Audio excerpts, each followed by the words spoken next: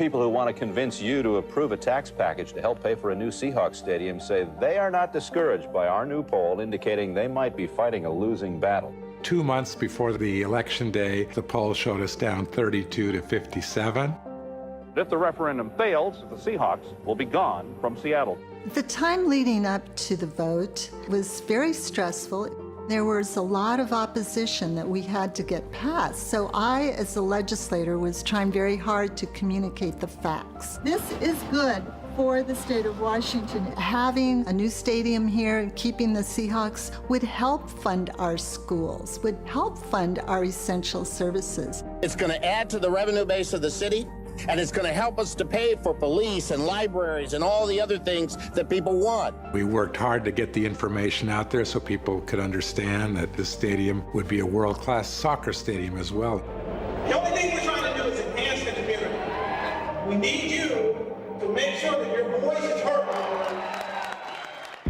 In just under 8 hours, voters will begin heading to the polls to decide what could be one of the closest elections in Washington state history. I think everyone remembers the night of the vote. Everybody was on pins on needles. I walked in the door and Paul says, we're down by 30,000 votes.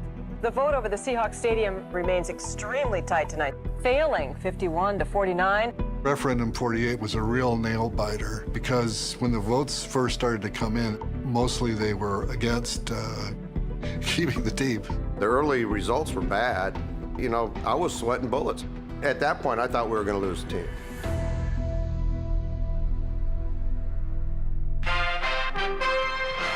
It is winning, with 90% of the votes counted, 51 to 49%. By 11 o'clock, it was looking like votes from Western Washington were tipping the scales and moving the needle to the positive. And then Paul stepped up on stage. He strapped on his guitar and started playing along with them, and it was a lot of fun.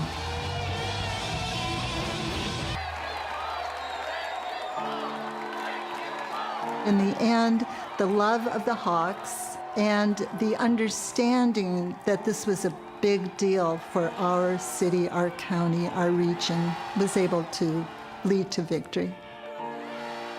Fortunately enough, we passed, referendum 48, and Paul saved the Seahawks. I think people thought that this was a better community with the Seahawks here than with the Seahawks gone.